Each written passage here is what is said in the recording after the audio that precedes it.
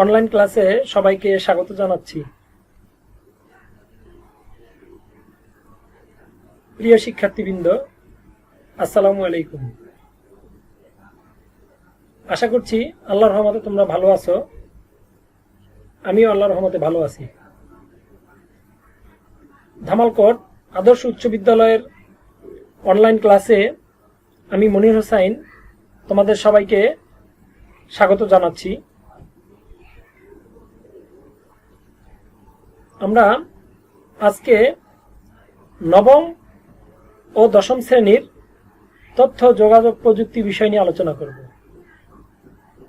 আশা করছি তোমরা সবাই মনোযোগের সহিত ক্লাসটি দেখবে এবং যারা 2021 সালের এসএসসি পরীক্ষার্থী আছো তোমাদের জন্য ক্লাসটি অত্যন্ত গুরুত্বপূর্ণ।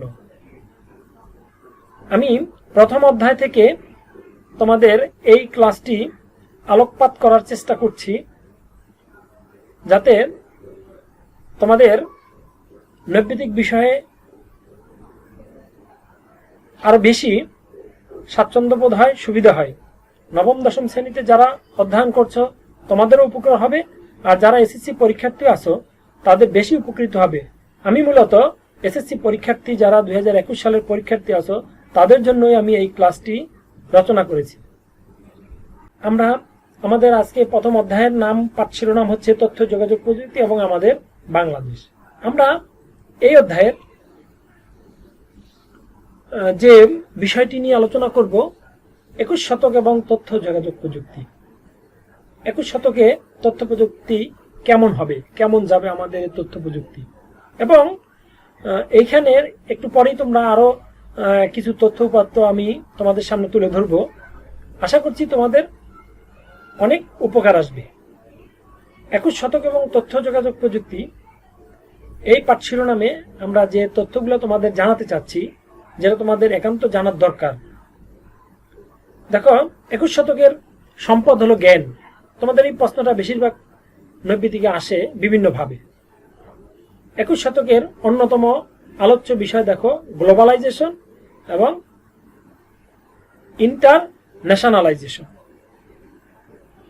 অষ্টাদশ থেকে ঊনবিংশ শতাব্দীতে শিল্প বিপ্লবের পর মানুষ যন্ত্রের উপর নির্ভর করে পৃথিবীর অর্থনীতি নিয়ন্ত্রণ করছে। বর্তমান 21 শতকে পৃথিবীর জ্ঞান ভিত্তিক একটি অর্থনীতির উপর দাঁড়াতে শুরু করেছে।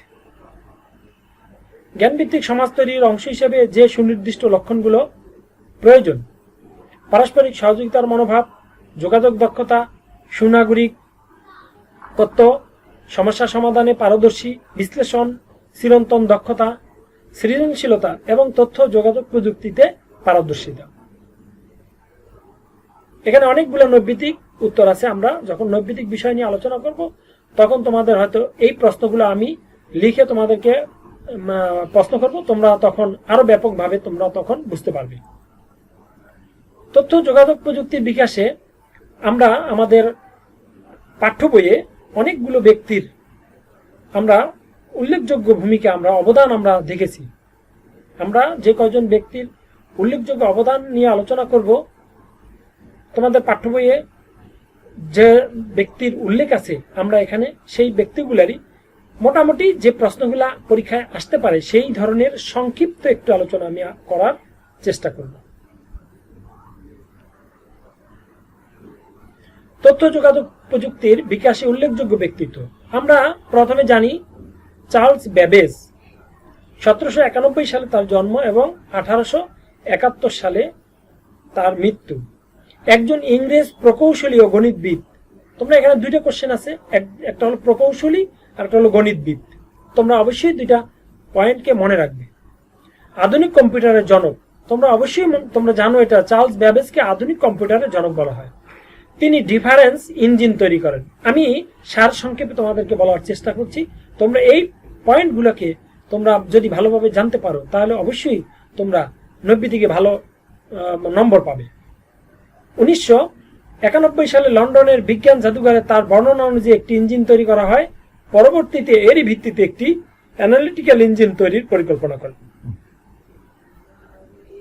এরপরে আছে এডা লাভলেস।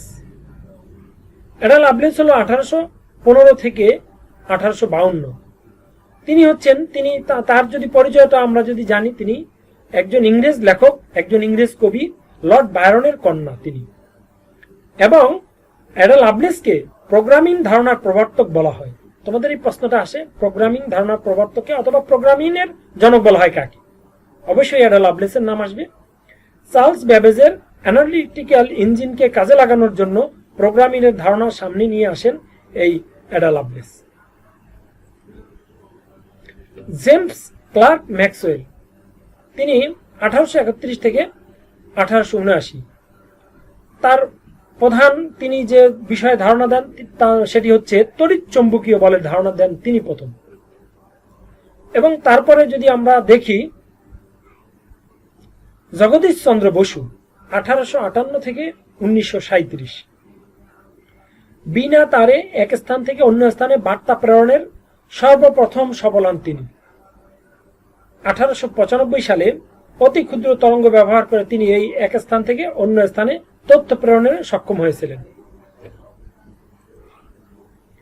গুগলিয়েমো মার্কনি 1874 থেকে 1937। গুগলিয়েমো মার্কনিকে বেতার যন্ত্রের আবিষ্কারক বলা হয়। বেতার তরঙ্গ ব্যবহার করে এক স্থান থেকে অন্য স্থানে বার্তা প্রেরণের সফল প্রথম সার্বজনীন স্বীকৃতিপ্রাপ্ত বিজ্ঞানী, অর্থাৎ তাকেই, মার্কনিকে বেতার যন্ত্রের আবিষ্কারক বলা হয়। 1971 সালে মাইক্রো প্রসেসর আবিষ্কৃত হয়। তোমাদের এক্সট্রা কিছু জিনিস হলো, 1971 সালে মাইক্রো প্রসেসর আবিষ্কৃত হয়। 20 শতকের ইলেকট্রনিক্সের বিকাশের প্রথম, 20 শতকে ইলেকট্রনিক্সের বিকাশের পর প্রথম যুক্তরাষ্ট্রের IBM company main frame computer তৈরি করেন। তোমরা এখানে কয়েকটা জিনিস আছে, 20 শতক, IBM আর হলো মেইন ফ্রেম কম্পিউটার। তোমরা এই তথ্যগুলা একটু মনে রাখার চেষ্টা করো। এখানে অনেক 3-4টা নৈবিদিক নিহিত। 20 শতকের 60-70-এর দশকে ইন্টারনেট প্রোটোকল ব্যবহার করে আরপানেট আবিষ্কৃত হয়। ইন্টারনেট প্রোটোকলের সংক্ষেপে বলা হয় IP। আমরা যেটাকে IP অ্যাড্রেস হিসেবে জানি, IP মানে হলো ইন্টারনেট প্রোটোকল। এটার উপর ব্যবহার করে তার মানে আরপানেট তৈরি হয়, আবিষ্কৃত হয়। রেমন্ড স্যামুয়েল টমলিনসন, তিনি 1971 সালে আরপানেট ইলেকট্রনিক মাধ্যমে পত্রালাপের সূচনা করেন।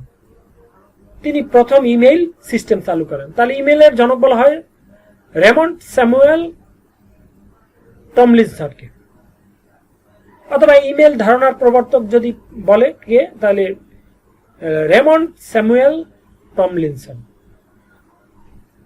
Steve Jobs, Steve Wozniak, Ronald Wayne, এই 3 ব্যক্তি 1976 সালের 1 এপ্রিল অ্যাপেল কম্পিউটার নামে একটি প্রতিষ্ঠান চালু করেন। আর এই 3 জনের ভিতরে যিনি আইফোন রচনা করেছেন তিনি হলেন স্টিভ জবস। এরপরে দেখো বিল গেটস, মাইক্রোসফটের প্রতিষ্ঠাতা, অর্থাৎ তোমরা সবাই জানো মাইক্রোসফটের প্রতিষ্ঠাতা হলো বিল গেটস। MS-DOS এবং উইন্ডোজ অপারেটিং সিস্টেম প্রস্তুত করেন, অর্থাৎ উইন্ডোজের জনক বলা হয় বিল গেটসকে। Windows operating system. Tim Berners Lee 1989 সালে হাইপার টেক্সট ট্রান্সফার প্রোটোকল, সংক্ষেপে ইংলিশে যেটা বলা হয় HTTP, ব্যবহার করে তথ্য ব্যবস্থাপনার প্রস্তাব করেন। তাকে ওয়ার্ল্ড ওয়াইড ওয়েব WWW এর জনক বলা হয়, অর্থাৎ তোমাদের পরীক্ষায় এই প্রশ্নটা আসে, WWW এর জনককে টিম বার্নার্স-লি। আর WWW এর পূর্ণরূপ হচ্ছে ওয়ার্ল্ড ওয়াইড ওয়েব। এখানে তোমাদেরকে আরো কিছু তথ্য আমি তোমাদেরকে জানাতে চাই, সেটা হচ্ছে HTTP, এটা হচ্ছে হাইপার টেক্সট ট্রান্সফার প্রোটোকল। আর HTML এর পূর্ণরূপ হচ্ছে হাইপার টেক্সট মার্কআপ ল্যাঙ্গুয়েজ, যেটা কম্পিউটারে একটা ভাষা তৈরি করতে এগুলো লাগে, ওয়েব পেজ তৈরি করতে এগুলো লাগে।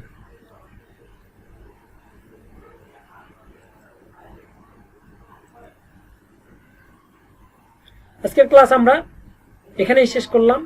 সবাই ভালো থাকো, সুস্থ থাকো। পরবর্তী ক্লাসে আবার তোমাদের সাথে কথা হবে। এ পর্যন্ত তোমরা ভালো থাকো। সবাইকে আবারও প্রীতি ও শুভেচ্ছা জানিয়ে আজকের ক্লাস আমরা এখানেই শেষ করছি। আল্লাহ হাফেজ।